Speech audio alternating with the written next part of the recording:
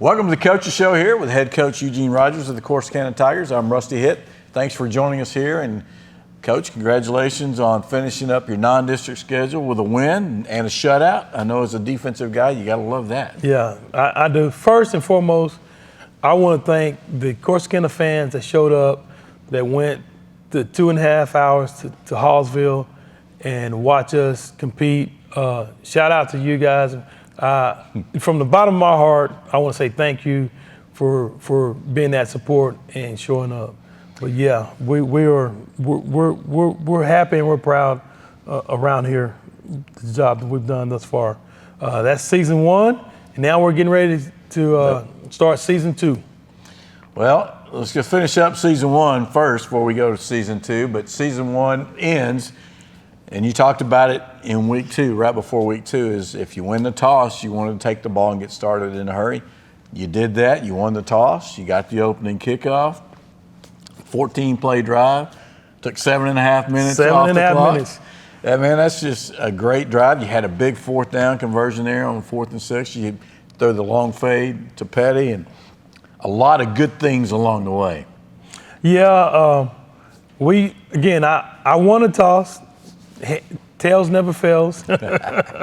And chose to receive the ball and go down there. We wanted to start fast, and we did. And we had some ups and downs in that drive. Got some 4th down. We advanced some 4th down plays and got in the end zone and scored. And our team started fast. And defensively, we went out there and we did what we were supposed to do. We kept them in front. We had population around the football, and our guys went from there, and we're proud of it. Well, and you really started out, you overcame some adversity on that first drive. You had a 4th and 1. You had the big conversion, and I think, was that the one where we didn't have but 4 guys on the line of scrimmage or something like that? Ineligible number. Oh, is that okay? All right. Never see that called. Right. But, okay, so anyway, so you go 5 yards back. But then you were able to overcome that. Again, a beautiful throw and catch down the sideline, big play. You had some plays at the end zone. You're able to get in, take advantage of that. So, again, overcoming adversity right there, and that's what part of a growing team has to do, right? So maybe last year that penalty happens and we don't convert the next time, and the drive ends right there, and who knows how the game ends up after that. Yeah, I would contribute that to the way we practice and making it chaotic and putting them through adverse situations and talking to them on how to handle those adverse situations, because you got to go through something negative, and then we talk about it so that we don't do it in the game, and we can overcome those adverse moments. And it showed up, with the way we practice and the way we did it in the game. Well, there's some guys that show up every week, and number 3 is one of those, Alan Walker at linebacker. He really shows up every week. He and his compadre, I think, what Chuck call him, Raymond called him Crunch and Munch. You got Adrian Bivens and Alan Walker there as linebackers. Those guys are everywhere. They're always hitting, they're always to the ball, and they're always delivering blows. Yeah, I do listen to this after the game. And I listened to it on the way back, and we did come up with a nickname for them. They are now the double A's, the double A's. All right, we like that. We got A1 and we have A2, Adrian Bivens and Adrian Walker. But yeah, those guys have done a tremendous job. Shout out to Coach Olive and Coach Higgins, their position coaches. They have done a tremendous job of executing a defensive game plan and being leaders on the field. They do it in practice. They work on it in practice, and it shows up during the game. So I'm proud of their coaches, and I'm proud of them for what they do on game days. And, of course, defense is a team game. You got to have the guys up front taking care of their responsibilities to free the backers up. You got to have the help on the back end, and then having Mark Brown back at that free safety coming up and laying the wood. I mean, that makes a huge difference as well. He had some big hits in the game, and I think the game really turned against Hallsville. I believe that was the second possession. A couple of guys came up, big hit on the quarterback, and he was out for the rest of the game, unfortunately, on their side. But really changed what they do because they're really a big quarterback run-heavy team, and with him out of the game, that really changed what their whole approach was. Yeah, I want to talk about this first. Mark Brown, great athlete. He showed bravery. He showed resilience by being there. Unfortunately, he lost his mother, and we prayed for him and his family. And just for him to be there and play in those circumstances shows the type of individual that he is. But his play he is the ultimate eraser on our defense, and we're blessed to have him. And he did a great job, and he does a great job for us on day in and day out. But he's an eraser. The guy pulled the ball down, and he ran it, and he went in there, and he knocked that guy's shoulder out. And we're praying for that quarterback. Hope he has a great recovery. But on our side, Mark did a great job, and he's doing a great job for us. Well, it's good to have him back. You can tell when he's on the field. And it even showed up in that first series on offense, his ability to make that quick cut in the hole when there is no hole necessarily, and his speed to get outside. I mean, that was a big part of moving those chains early in that drive. And so his ability on both sides of the ball to make a difference really shows up. Yeah, we wanted to also, we wanted to see what he could do on the offensive side, so we gave him a chance to start at running back. And he did a great job of finding the holes, finding seams, putting his foot in the dirt, and going north and south and getting positive yards. He's a dynamic two-way player for us, and we're very proud to have Mark Brown and out there, and look forward to him doing more things than just running back.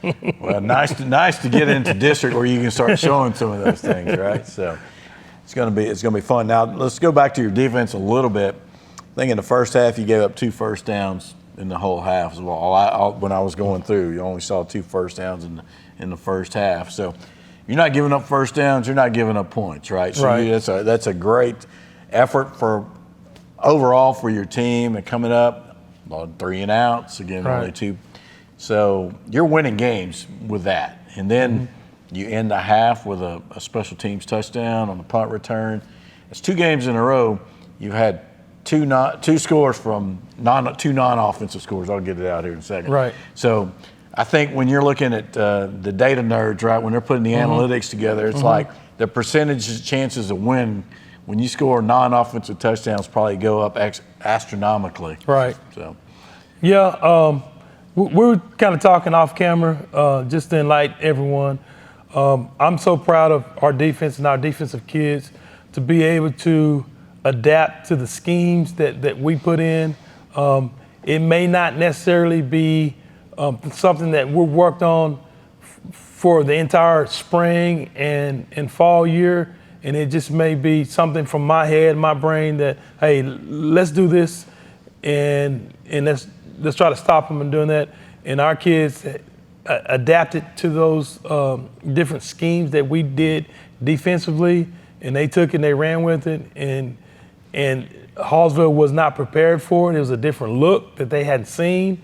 And our kids adapted well, and they did that. And it showed out there on the game by, giving up 2 first downs and shutting them out, basically. Yeah, you did. And again, I probably didn't have 100 yards in the game. I don't imagine you gave up even 100 yards in the ball game. And it came run defense. It came in the pass defense. There was one drive in the second half where they got 4 first downs, 4 or 5 first downs. And other than that, I think you gave up 4 in the whole game. And so, at that point you were up pretty big, but you still shut them down once they got into your side. So, just great effort. You did have a big fumble forced. Whoa. And that, again, Mark shot Brown. like a missile out and made that. And who's the other guy that picked it up? Alan Walker. A2.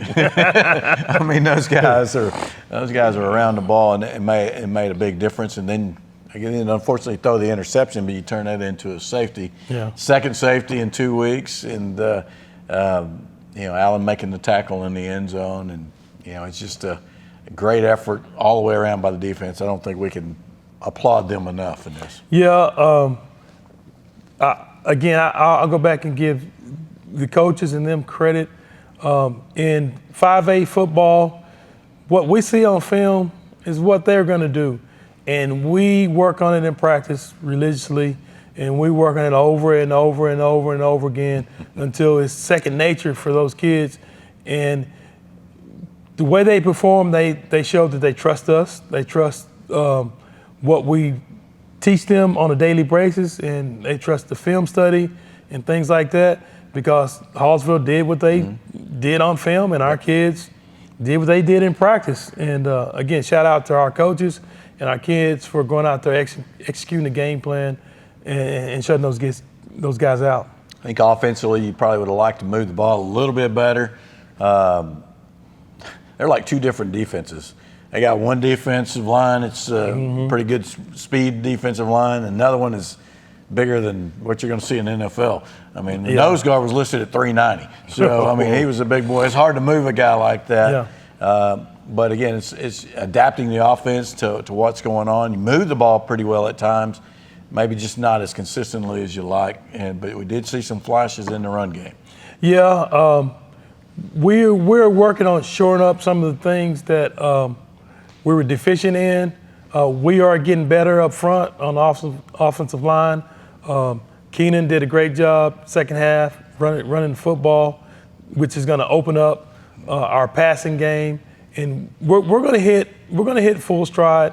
And we got to win, and we were pretty average offensive wise, but that just means we're going to have that big day, and we're looking for that big day offensively, where we quit leaving points on the board and we connect.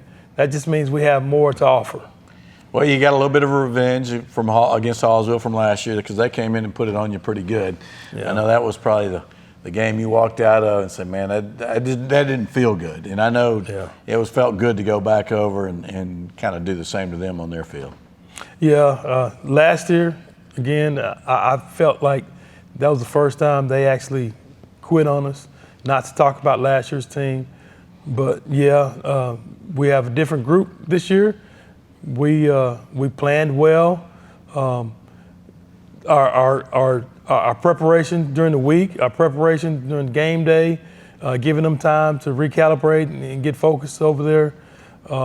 It all paid off. So and we ended up with the win because of that. Well, let's look ahead to this week. We get to open district at home, going against a Terrell team that comes in 3-0 and putting up a ton of points and not giving up a lot. Beat Frisco Memorial 49-14, beat Frisco Heritage 70-14, and then they beat Mount Pleasant 35-14, and that was 15-14 at half. So they really kind of had a big second half. So talk about what you've seen from this Terrell team versus what we saw last season, which was a team that we were first half toe-to-toe with, missed some opportunities maybe to score. In the second half, they just kind of pulled away from us. So talk about what you see last year compared to what you're seeing now.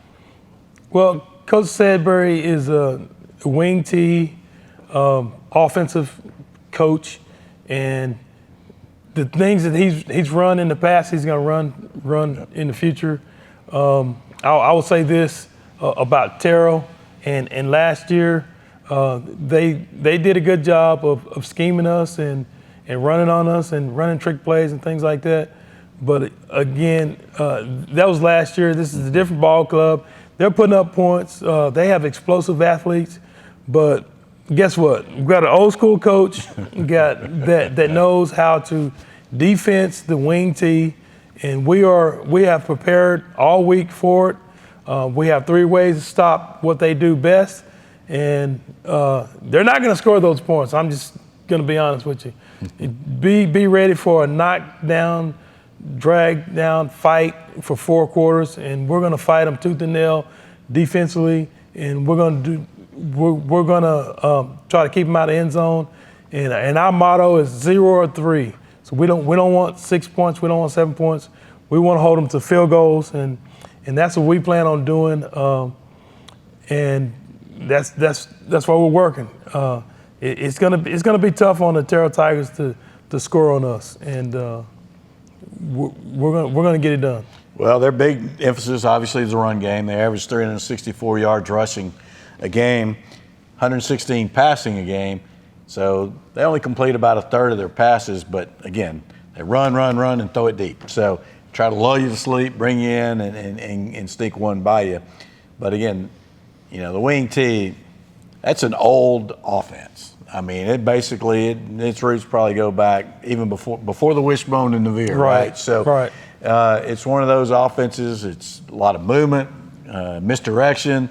It's assignment football and defense, right? It's the same thing we used to talk about when we had to play the option. Assignment football. If you got the dive back, you got to take the dive back. If you got the half back, you got to be in position. So, talk about how hard it is to go from playing spread offense almost every week to going in and playing these guys that are just going to pound at you like that. So what we do, we put the kids in pods, and we work on. They run the buck sweep. They pull the guard and tackle. I mean, they pull both guards and they go outside, and we'll have a 5-minute segment on just buck sweep, on letting the kids see it and how to stop it, and putting the kids in a position to where we can stop it. And we just do it over and over and over and over again. And we'll do it for the trap. We'll do it for the toss sweep. We'll do it for the belly. So we focus on their plays, stopping their plays over and over and over again, so that when game time comes and the kids see that, it's familiar to them and they know what to do, and they can do it at a high clip. And it's not foreign to us. So we can play what we see in front of us, and that's how you stop that offense. Yeah, and a lot of times in that offense, they have a quarterback that runs a lot also. One thing in this, they do not. The quarterback is not. He's just a ball handler. Right. And if you're a good ball handler, you can really deceive the defense. You give good fakes or whatever, get the ball out. Again, and they move that. I'm gonna call him a halfback. Because they got the running back or the fullback right behind the quarterback. Sometimes they have them on the wings. Sometimes they bring him in on the weak side. Sometimes they put him on the strong side. So they move them all around. So it's a lot of keys in reading for your defense, and they have to understand. I know you go through what they're likely to do in each in each lineup, and so again, it's a lot to remember for high school kids, and they don't see that on a regular basis. Yeah, that's why we do it in pods and we break it down. Play what you see in front of you. If I'm a defensive end, I get a down block. I got to play the down block. I got to look for something coming at me. I got to bounce it.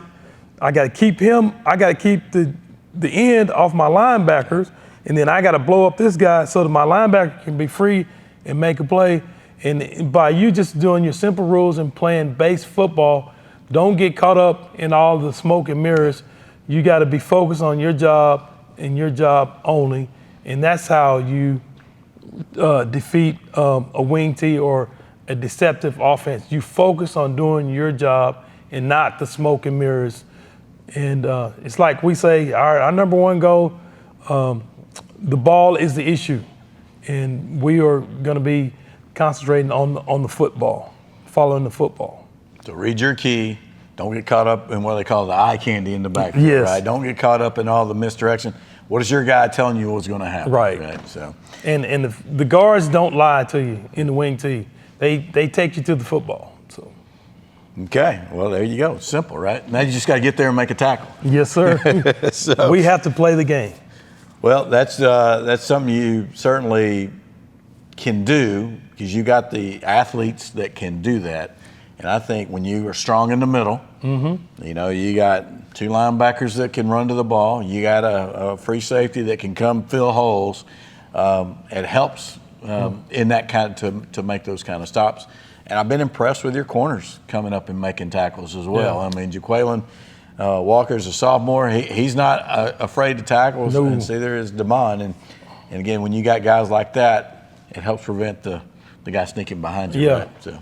So in the wing T, you talk about their passing yards. They They want to lull you to sleep, run, and then they want to have a play action pass, and they get guys behind you that's wide open, and that's how they scored a lot of their points early. And I'll say this: I have guys that are designated eyes on their receiver, and that's their job.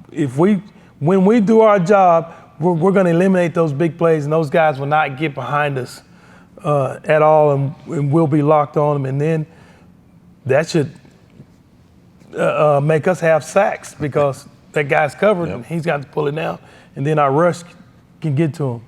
But we have their pass plays down, and we know what they like to run out of each set, and we're working on those pass plays over and over and over again, and making sure our guys' eyes are in the right spot.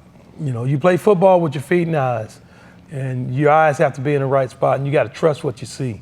And our guys have demonstrated that they trust what they see, and they trust us. So what is Coach Lewis on his side of the ball, the offensive side of the ball? What do you see against the Terrell defense? You know, or you just need to be a balanced attack like you have been? You need to try to get the run game going, to open up the pass game. You know, just kind of your same focus as you go into each week with. So offensively speaking, in their defense, they play a defense that's similar to ours. So now our offense have some similarity in that all spring they get to see a 4-2-5 defense. So now Coach Lewis knows how to attack their weaknesses, and we're going to exploit those weaknesses and things that, you know, he see that where he can attack them. And the thing about us offensively, we can spread the ball around. We just don't go to one person. We have enough athletes that we feel confident in, and if coach schemes it, we're going to take our shots with, you know, a Willie Conley, you may think, that doesn't get balls his way. But he's made some big catches for Yes, you. he's made some big catches. We got a Drake Petty out there. Yep. We can put a Mark Brown over there. We can put a Damon Brown over there. We got a C.J. Davis. We got a Braxton Stoner that we can go to. We got a Keenan Murphy that we can go, and got a C.J. Davis that we can put in the backfield and utilize. Well, you've had good success in spreading the ball around. You've got a lot of guys that have touched the ball. From a receiver standpoint, you've got now 4 runners that have touched the ball. And I know the offense, I'm not going to say it's vanilla, but it hasn't shown all the things that you're planning to show as you get into district. Yeah, it's district. I'll just say be ready. Be ready. District offense is going to be a little different, right? Yes, this district, so we can open up the playbook, and we have, and we will. We're going to open it up. Well, I know it's a big night, and get to be back home, open up district. It's a big time. Looking at the district around you, Crandall and Terrell both come in, start district play at 3-0.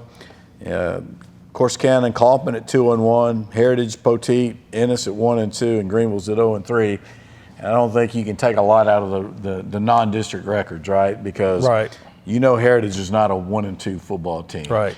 They've played a really difficult schedule. They've gone out, you know, for example, I think the Terrell opponents are 0-9 combined. Right. I'm not saying Terrell's not good. Right. I'm just saying it's harder to tell until you get in and see the common opponents in the district that you know you're going to see. So I know right now your only focus is Terrell. Correct. You're not looking at anybody else, and so it's not just coach speak. It's real. It is Terrell. So. Well, it has to be, right? I really didn't know everyone else's record. It's Terrell. It's the Terrell fake Tigers that I'm focused on. Well, I love it, and you know, it's a chance to get your first district win as a head coach, and I know you're looking forward to that, and it'll be the first district win in a little while. In 3 years. we're going to get that over with, and you know, we've already got 2 wins now, and let's keep it rolling. And I know. Let's hope for a big crowd out here tonight and supporting those blue and gold Tigers. So. Yes. All right. Thanks, Eugene. Appreciate you. Coach Rogers here of the 2-1 Corsicana Tigers. Be back for the pregame show coming up after this.